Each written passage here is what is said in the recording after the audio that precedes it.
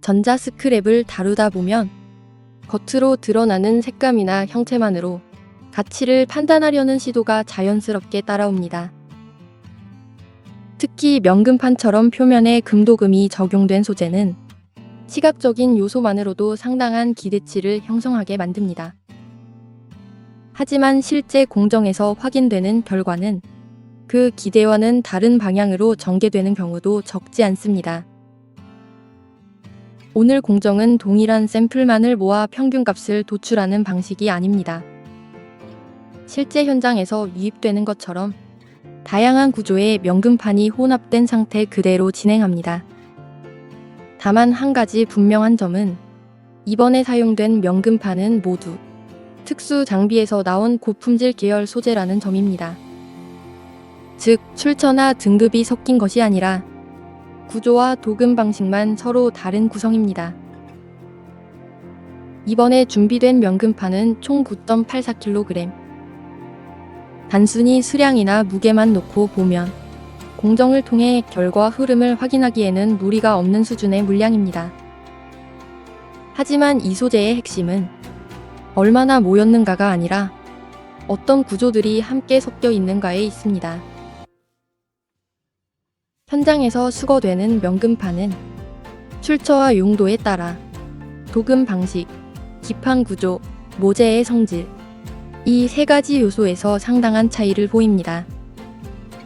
이번 물량 역시 그 차이가 분명하게 드러나는 구성입니다. 먼저 눈에 들어오는 부분은 모재의 두께 차이입니다.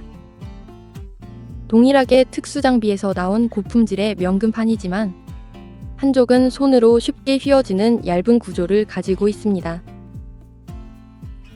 그 결과 표면적 대비 도금 면적이 넓게 형성되지만 도금층 자체의 두께나 균일도는 개별 제품마다 편차를 가질 가능성이 있습니다. 반대로 다른 한쪽은 상대적으로 두꺼운 모재를 기반으로 한 구조입니다. 외형에서부터 강성과 밀도가 확연하게 느껴지고 이러한 타입은 보통 반복적인 접촉, 안정적인 정기적 연결, 내구성 확보와 같은 조건이 요구되는 환경에서 사용됩니다. 이 과정에서 적용되는 금도금은 단순한 외형이 아닌 접점 신뢰성을 유지하기 위한 기능성 코팅으로 사용되는 경우가 많습니다. 이번 소재에서 주목할 또 하나의 요소는 금도금이 적용된 방식입니다. 일부 명금판은 기판 전체에 걸쳐 양면으로 금도금이 형성되어 있습니다. 이 구조는 외형상 가장 직관적인 형태로 금의 존재를 확인할 수 있습니다. 반면 다른 일부는 특정 회로 라인이나 접점 부위에만 선택적으로 금도금이 적용되어 있습니다. 이 방식은 필요한 영역에만 정밀하게 도금을 집중시키는 구조로 전체 면적 대비 실제 금이 존재하는 영역은 제한적일 수 있습니다. 특히 명금판의 경우 금도금이 넓게 퍼져 보이더라도 도금층이 매우 얇게 형성되어 있는 경우 공정 이후 실제 회수량은 다른 양상을 보일 수 있습니다. 하지만 이번에 준비된 명금판의 경우 일반적인 범용 장비에서 나온 소재와는 결이 다릅니다. 상대적으로 금도금의 품질이 안정적인 장비에서 사용된 이력이 있는 물량이므로 이러한 조건은 일정 수준 이상의 결과를 기대하게 만드는 요소로 작용하죠. 과연 회수 결과도 기대에 부응할지 확인해 보도록 하겠습니다. 본격적인 방리 공정에 들어가기 전 공정이 단계별로 끊김없이 이어질 수 있도록 작업 구역을 먼저 정리합니다. 방리 용액을 운용할 구간, 세척을 단계적으로 진행할 구간, 각 단계가 분리되도록 동선을 기준으로 배치합니다. 이후 방리 반응이 안정적으로 이루어질 수 있도록 일정 온도로 유지된 물을 준비한 뒤 방리제와 반응 촉진제를 순차적으로 투입합니다.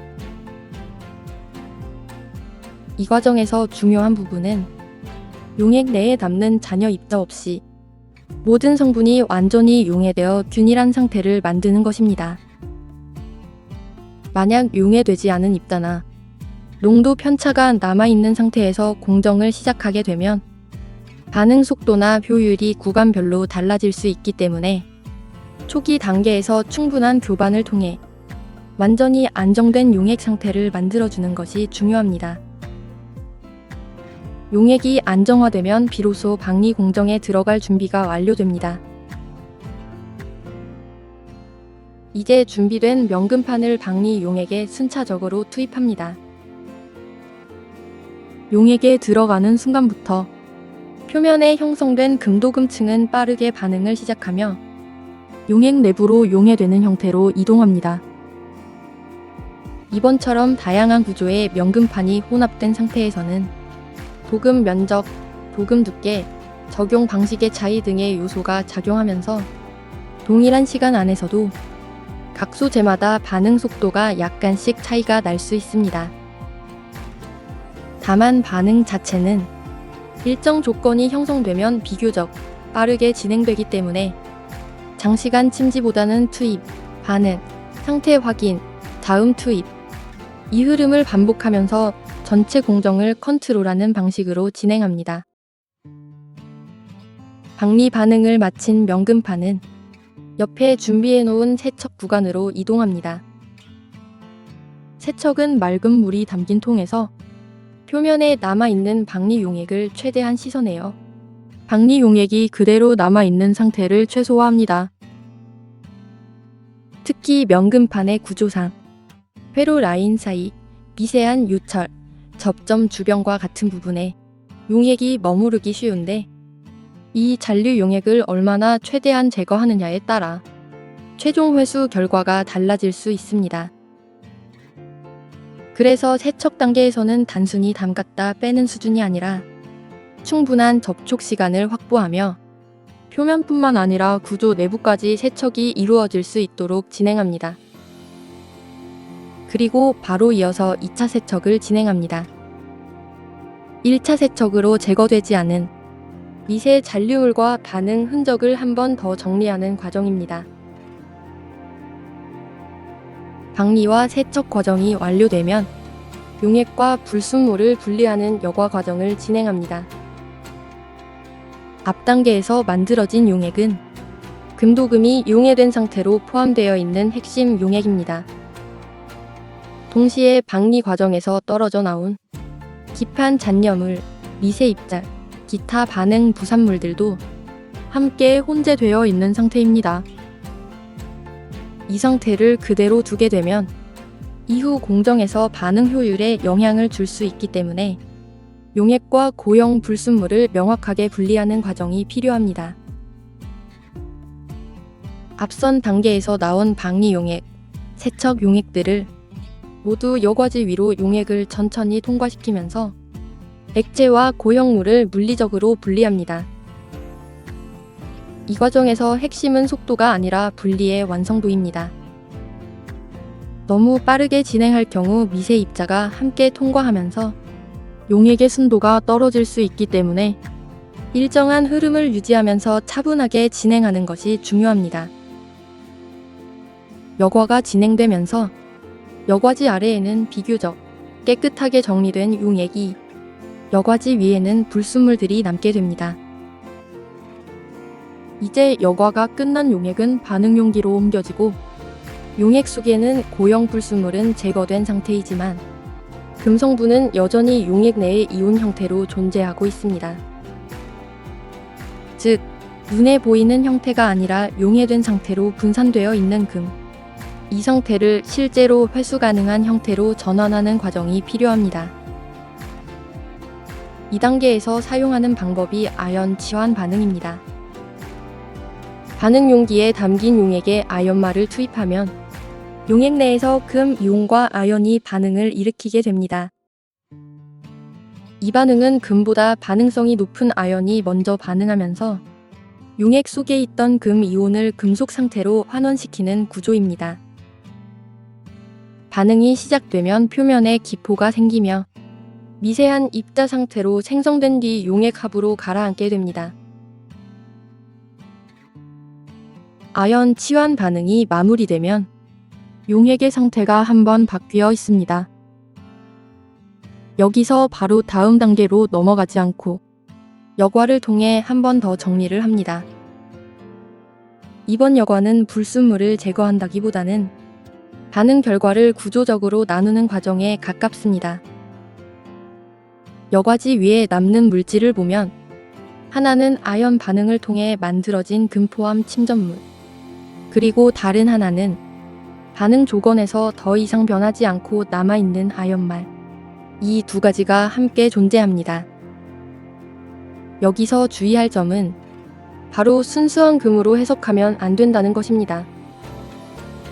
지금 여과지 위에 모이는 입자들은 금 성분이 모여있는 상태로 이동한 중간 단계이며 눈에 보이지 않던 금이 용액에서 빠져나와 손으로 다룰 수 있는 형태로 위치를 바꾼 시점이라고 보면 됩니다.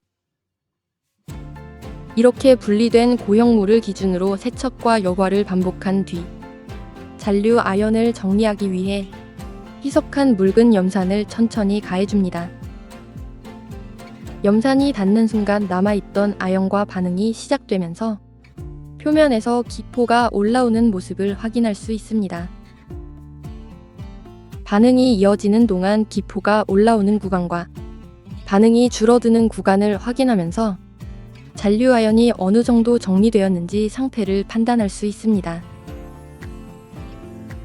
모든 반응이 끝나면 다음 단계인 왕수 공정으로 넘어갑니다. 현재 반응 용기에는 앞 단계에서 확보된 금 성분이 포함된 침전물과 여과지 등 고형 지지체가 함께 존재하는 상태입니다. 이 상태를 그대로 두는 것이 아니라 다시 한번 용액 상태로 전환시켜 이후 정제 과정을 진행할 수 있는 조건으로 만들어줍니다. 그래서 준비된 왕수를 반응 용기에 투입하고 여과지와 함께 고형물을 반응시킵니다. 반응이 시작되면 금 성분은 점차 용해되면서 다시 용액 내부로 이동하게 되고 여과지 역시 함께 분해되며 고형물이 점차 사라지는 방향으로 진행됩니다. 반응 진행 중에는 용액 상부에서 갈색을 띠는 기체가 발생하는 것을 확인할 수 있습니다. 이 기체는 반응이 진행되고 있다는 신호로 볼 수 있으며 시간이 지나면서 점차 발생량이 줄어드는 흐름을 보입니다. 그럼 다시 또 한 번 여과를 진행합니다. 이번 여과 과정에서는 반응 과정에서 남은 미세 잔여물과 같이 분해된 여과지를 한 번 더 걸러내 순수한 반응 용액만 남기는 작업입니다. 왕수 공정부터는 질산 처리 공정의 후반부 단계들과 크게 달라지지 않습니다. 가장 앞 단계인 박리 처리와 아연 치환이 질산 처리 공정과 금을 분리해내는 접근 방식만 다를 뿐 이후 흐름은 동일하게 이어집니다. 왕수 반응, 질산 중화, 환원, 응집, 건조, 용유. 즉, 초기 공정이 다르더라도 최종적으로 금을 회수하는 구조는 하나의 공정으로 수렴되는 형태입니다. 그래서 앞선 왕수 반응부터는 특정 공정의 차이를 보기보다는 전체 흐름 속에서 결과가 어떻게 형성되는지 그 부분에 집중해서 보시면 됩니다. 여과 과정이 끝나면 걸러진 용액을 다시 반응 용기에 옮겨 담고 용액 내부에 남아있는 질산 성분을 중화하기 위해 요소를 투입합니다. 질산은 다음 공정에서 투입되는 반응과 서로 간섭을 일으킬 수 있는 요소입니다. 이 단계의 핵심은 무언가를 추가로 얻는 과정이 아니라 불필요한 반응을 멈춰주는 과정입니다. 즉, 지금까지 이어져 온 반응 흐름을 한번 끊고 다음 단계에서 정확한 반응만 일어나도록 기준을 다시 맞춰주는 구간입니다. 이렇게 조건이 정리된 용액을 기준으로 다음 환원 공정으로 넘어가게 됩니다. 지금 이 용액 안에는 금 성분이 여전히 용해된 상태로 존재하고 있고 그 외에 불필요한 반응 요소들은 대부분 정리된 상태입니다. 2단계에서 진행하는 환원 공정은 용액 속에 분산되어 있던 금을 다시 입자 상태로 전환하는 작업입니다. 환원제를 투입하면 용액의 색이 변하고 작은 미세 입자들이 형성됩니다. 아직은 입자 크기가 매우 작기 때문에 이 상태를 그대로 여과하게 되면 일부는 여과지를 통과하거나 흐름을 따라 손실될 수 있기 때문에 응집 과정을 거쳐 입자들의 몸집을 키워줍니다. 응집제를 투입하면 용액 안에 퍼져 있던 미세 입자들이 서로 끌어당겨지면서 점점 더 큰 입자 단위로 묶이기 시작합니다. 무게를 가진 입자들은 바닥으로 가라앉으면서 점차 용액이 맑아지는 것을 확인할 수 있습니다. 이제 이 상태에서 마지막 여과를 진행합니다. 응집을 거친 입자들은 이전 단계보다 크기가 커져 있기 때문에 여과지 위에 보다 안정적으로 걸러지게 됩니다. 다만 여기서 한 가지 짚고 넘어가야 할 부분이 있습니다. 여과지 위에 보이는 고형물의 부피가 그대로 최종 회수되는 금의 양을 의미하는 것은 아닙니다. 응집 과정은 미세하게 흩어져 있던 입자들을 접착대의 개념으로 서로 묶어주는 역할을 하는 단계이기 때문에 실제 금의 부피가 아닌 구조적으로 부피가 커진 상태에 가깝습니다. 그래서 이 시점에서는 겉으로 보이는 양이나 부피보다는 이 안에 실제로 포함된 금의 양이 얼마인지가 중요합니다. 이후 이어질 건조와 용융 단계를 거치면서 불필요한 성분들은 제거되고 실제 금의 양만 남게 되기 때문에 최종 결과는 지금 보이는 모습과는 다른 형태로 정리됩니다. 최종 여과까지 마치면 금 성분은 여과지 위에 모여 있는 상태가 됩니다. 다음 단계로 넘어가기 위해 금입자가 집중된 부분을 기준으로 나머지 여과지는 과감하게 정리합니다. 그 다음 여과지에 남아있는 수분을 손실이 발생하지 않도록 조심스럽게 제거하고 정리된 상태 그대로 도가니 위로 옮겨 담습니다. 도가니 위로 옮겨진 금 입자는 아직 완전히 준비된 상태는 아닙니다. 여과지에 머금고 있던 수분, 세척 과정에서 남아있는 수분층이 내부에 함께 존재하고 있는 상태입니다. 이 상태에서 바로 용융을 진행하게 되면 급격한 온도 변화로 인해 튀거나 흩어질 수 있는 변수가 발생할 수 있기 때문에 먼저 안정적인 상태로 만들어주는 과정이 필요합니다. 그래서 진행하는 단계가 건조입니다. 열을 가하기 시작하면 내부에 남아있던 수분이 서서히 증발하면서 빠져나오고 불필요한 잔여물들이 정리되며 구조가 점점 더 단단하게 정리되는 방향으로 변합니다. 건조가 충분히 진행되면 내부에 포함되어 있던 금입자만 보다 명확하게 남게 됩니다. 건조가 완료된 금입자들을 우리가 일반적으로 인식하는 하나의 금속 형태로 만들기 위해 마지막 단계인 용융 공정으로 넘어갑니다. 도가니 위에서 열을 가하기 시작하면 금입자들은 점차 온도에 반응하며 서로 결합할 준비를 하게 됩니다. 서서히 온도가 올라가면서 개별적으로 존재하던 입자들이 경계를 잃고 하나로 이어지기 시작하고 점차 하나의 덩어리 형태로 변해갑니다. 이 과정은 분산되어 있던 금을 완전히 하나의 구조로 재정리하는 단계입니다. 용융이 충분히 진행되면 표면은 매끄럽게 정리되고 최종적으로 하나의 형태로 완성되는 순간을 확인할 수 있습니다. 이렇게 만들어진 결과물을 기준으로 실제 회수된 금의 양과 상태를 확인해 보도록 하겠습니다. 최종적으로 회수된 금의 양은 2.26g.